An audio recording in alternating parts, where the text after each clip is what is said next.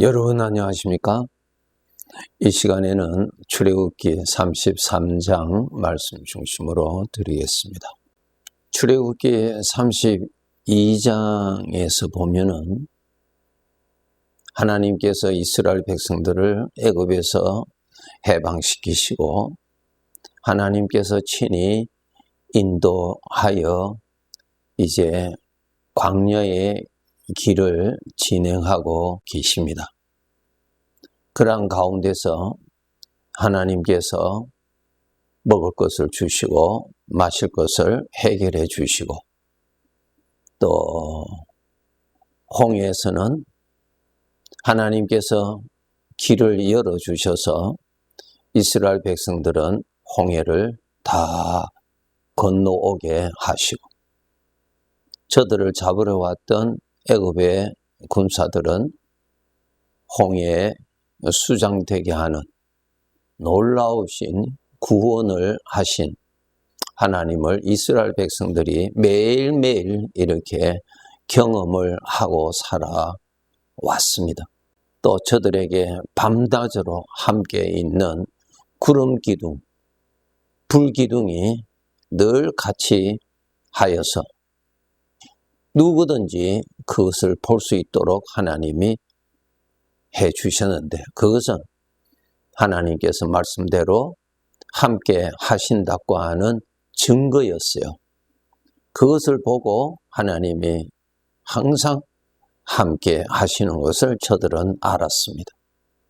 하나님의 인도하심을 따라서 시내산 아래까지 도착했습니다. 이곳까지 오는데 3개월 걸렸습니다.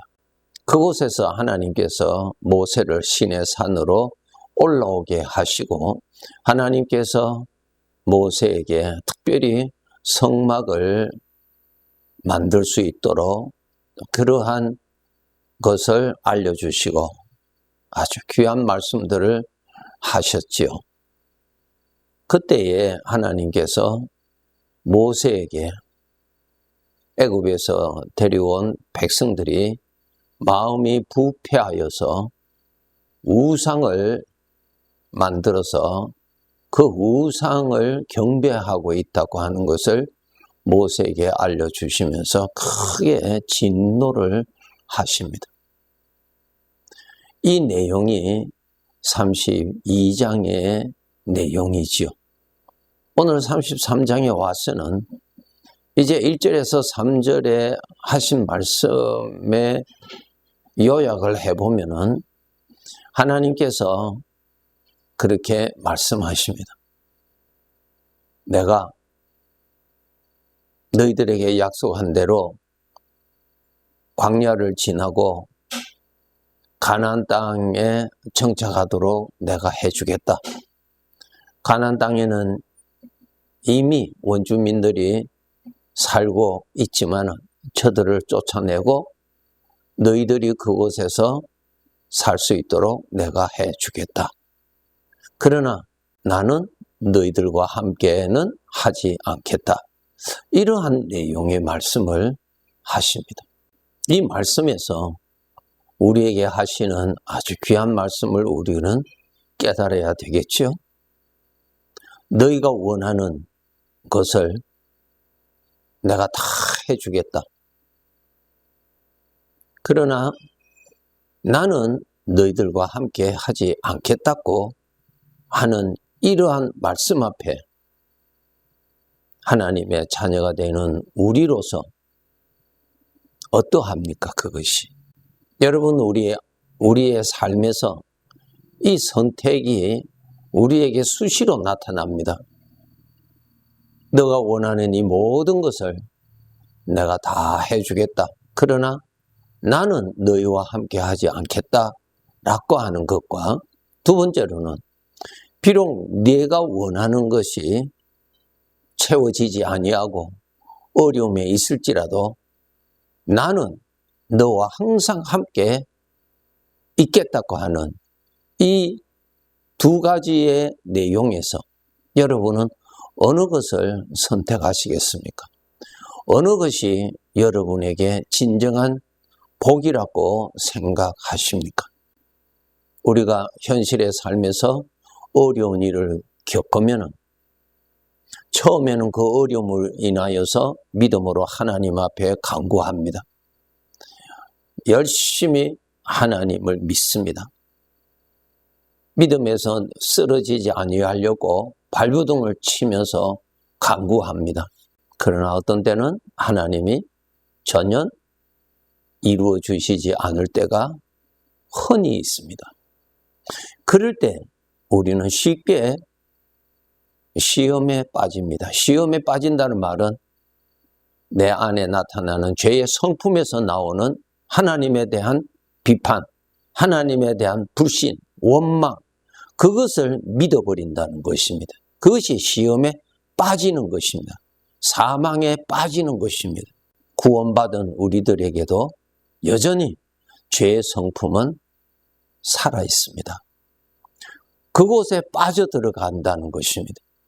그렇게 해서 내가 원하는 어떠한 것을 하나님으로부터 응답받지 않을 때에 우리는 시험에 빠져서 신앙생활을 적극적으로 하지 않고 뒤로 물러가 버리는 그러한 경향이 있을 수가 있습니다. 그럴 때 여러분이 원하시는 모든 것을 다 소유하고 하나님은 떠나신다 할지라도 여러분 그것을 선택하시겠습니까? 그것이 여러분의 진정한 복이라고 생각을 합니까? 라고 하는 것입니다.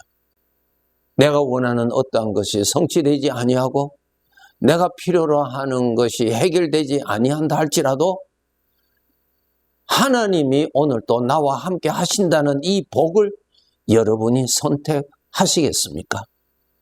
이것을 진정한 복이라고 여러분이 믿으실 수 있으십니까? 여러분이 원하시는 그 모든 것하고 하나님하고 바꿀 수 있습니까? 우리 찬송에 주 예수보다 더 귀한 것 없다고 우리가 은혜 가운데서 찬송하는 것 우리 너무 은혜 많이 받지요? 세상 사람들은 죽을 때까지 복을 받으려고 하고 더 많은 복을 받으려고 노력하지요. 그 사람들이 복이라고 하는 그러한 것들을 많이 소유할 수도 있겠죠. 그러나 그 복은 풀의 꽃과 같아서 한동안에는 아름답고 좋고 만족하고 자랑하고 싶은 것이지만은 시들어져 버리고 나중에는 흔적도 없이 솔로몬이 말한 것처럼 안개와 같이 다 사라져 버리는 그러한 것들입니다. 그런데 하나님은 함께 하십니다. 우리 하나님의 백성들 아셔야 돼요. 풀의 꽃과 같은 그러한 복을 일평생 추구하는 어리석은 자 되지 말고 만물의 모든 것과도 바꿀 수 없는 하나님이 나와 함께 계시는 그분이 나의 복이요. 오늘의 복이요. 내일의 복이요. 내가 풍부할 때도 나의 복이요. 내가 궁핍할 때도 나의 복이요. 이 세상에 살 때도 나의 복이요.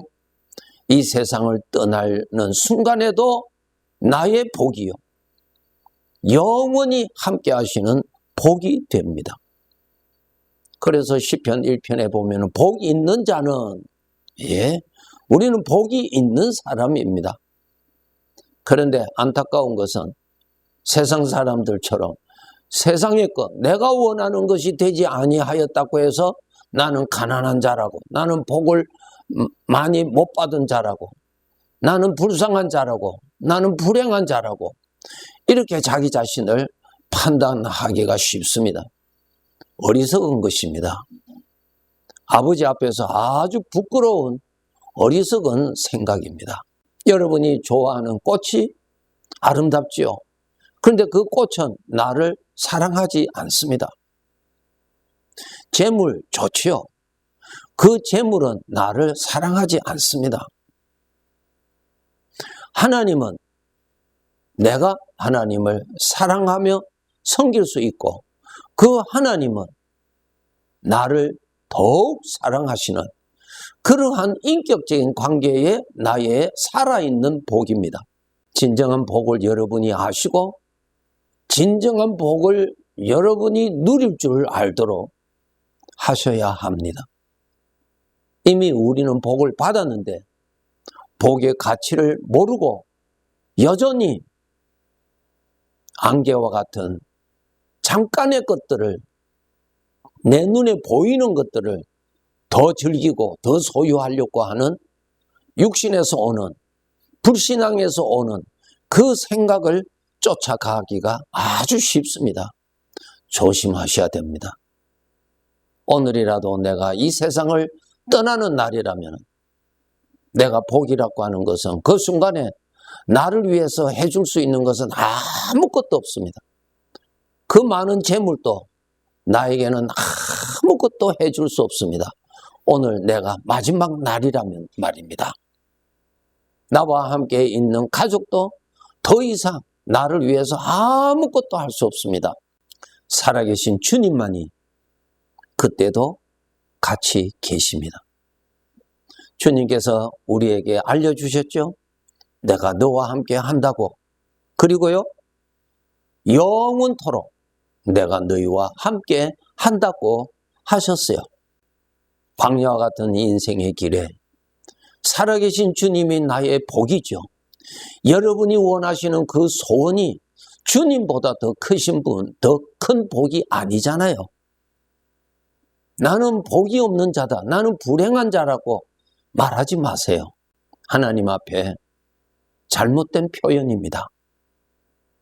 하나님이 나의 복이에요. 어린 아이에게 먹을 것, 마실 것, 입을 옷이 있는 것, 복이죠. 그러나 자기와 함께 있는 엄마와 함께는 바꿀 수가 없잖아요. 엄마와는 바꿀 수가 없죠.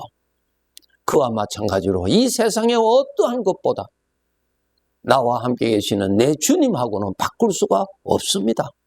애기에는 엄마가 진정한 복인 것처럼 자기를 사랑하고 자기를 돌봐주고 자기를 책임져주고 자기 생명보다도 더 귀하게 여겨주는 엄마가 그 애기에게는 살아있는 복입니다. 마찬가지로 우리 주님이 나에게 살아있는 복입니다. 복을 받은 자여, 복을 깨닫고 오늘 또 피곤하고 어려운 광야의 길에서도 나의 복은 여전히 나를 도와주시고 나와 함께 하시고 나를 안아주시고 나를 품어주시고 내가 부정해지면은 나를 정결케 해주시고 엉뚱한 길로 가면은 나를 바른 길로 오도록 또 채찍해 주시고 주님이 불러도 대답지 아니하고 계속 사망의 길로 달려갈 때는 채찍을 들으서라도 나를 막아주시고 찾아주시고 진정한 나의 복이죠. 세상의 것과 주님하고 바꿀 수 없지요.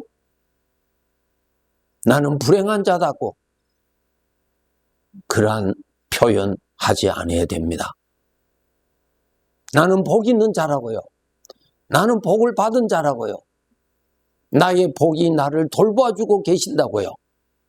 철저하게 복이 되시는 주님을 믿는 믿음을 가지도록 노력하셔야 됩니다. 하나님께로부터 진정한 복을 받았는데도 알지 못하고 있단 말입니다.